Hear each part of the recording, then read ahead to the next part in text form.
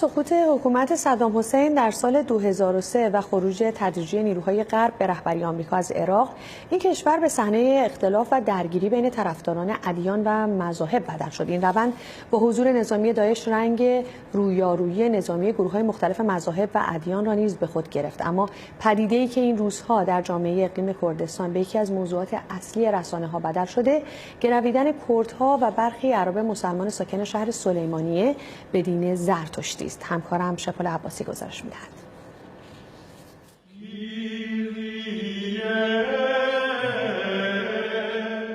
مساجد در کنار کلیساها و معابد زرتشتی در کنار کنیسه یهودیان از اقلیم کردستان تصویری ارائه می‌دهد که حکایت از مدارا با مذاهب و ادیان مختلف دارد. مسلمانان، مسیحیان، یهودیان، آشوریان و زرتشتی‌ها فارغ از نگرش دینی یکدیگر زندگی آرامی در کنار یکدیگر دارند. با ظهور داعش و اوج گرفتن درگیری‌های فرقه‌ای و دینی در عراق، جمعیت قابل توجهی از غیر مسلمانان از ترس نسل کشی و کشتار افراطیون به اقلیم کردستان پناه بردند. اما این روزها پدیده تغییر دین ساکنان شهر سلیمانیه، دومین شهر بزرگ اقلیم کردستان، به یکی از موضوعات اصلی رسانه‌های منطقه بدل شده است. ژیار محمد، خبرنگار صدای آمریکا در سلیمانیه، میگوید خانه زرتشتیان شهر سلیمانیه که در شهریور امسال بازگشایی شد، روزانه پذیرای بسیاری از کسانی است که می‌خواهند به دین نیاکان خود بازگردند.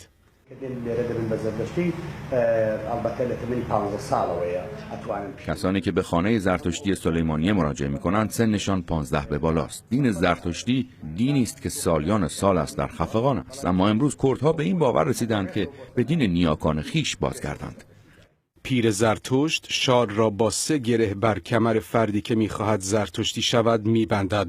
3 گرهی که به قول پیر زرتشت معنایش را در گفتار نیک، پندار نیک و رفتار نیک باید جست. بدون شک کسان دیگری بدون تصمیم خودم برای من دین دیگری انتخاب کرده بودند و حتی نام عبدالله را برای من انتخاب کردند. عبد به معنای بندگی، ولی من در زندگی شخصی باوری به بندگی ندارم.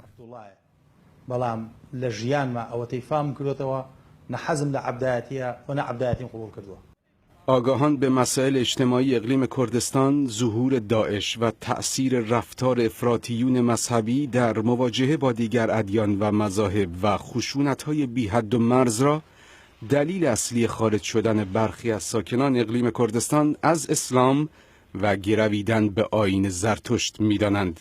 بر اساس برخی از منابع تاریخی، این آیین ایرانی به 3763 سال پیش باز می‌گردد و بنیانگذارش زرتشت است که در مناطق اطراف دریاچه ارومیه و شهر سردشت کنونی در ایران میزیسته است. شپال عباسی، صدای آمریکا.